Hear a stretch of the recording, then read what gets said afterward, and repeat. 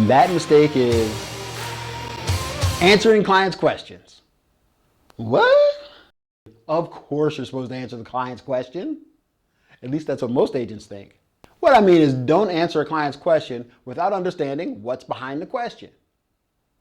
There's a reason that the client just asked a question. You just don't know that reason.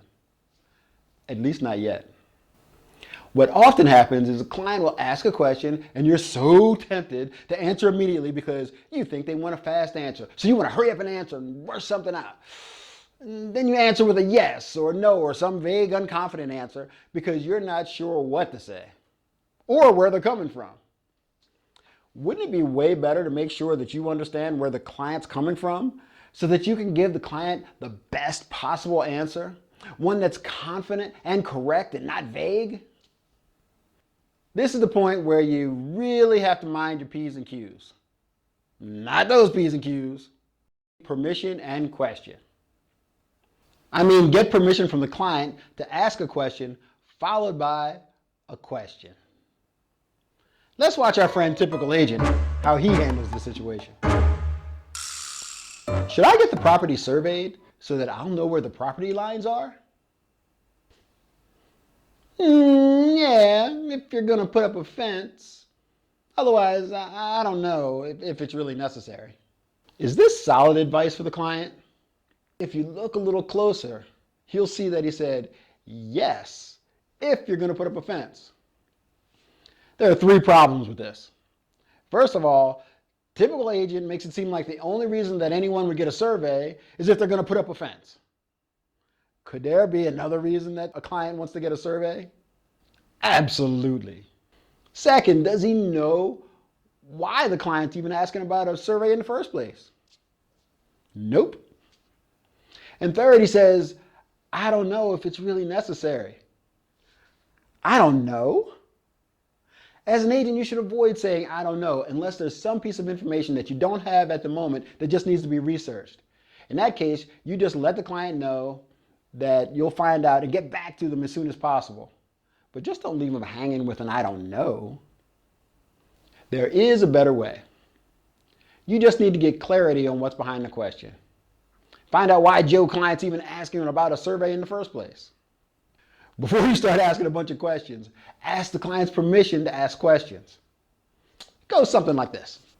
That's a great question.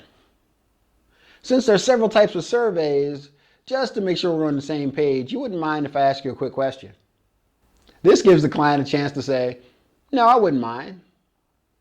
The client will have a sense of control. If you don't ask permission, you run the risk that the client's going to feel like you're bombarding them with questions instead of just answering their question. Once you get permission to ask questions, now you know it's safe to go ahead and ask your question. You might ask a question that sounds something like this.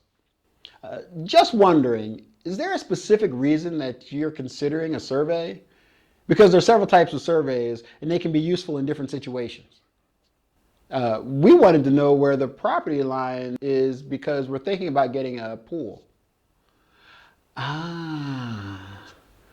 Now with this information, you know where the client's head is at, and you can then show your expertise and explain which type of survey would be best for their situation. This is why I'm not a fan of scripting. You never know what the client's answer is going to be. So, don't forget, mind your P's and Q's, permission to ask a question, and question. Ask an open-ended question to fully understand where the question is coming from and what's the question behind the question.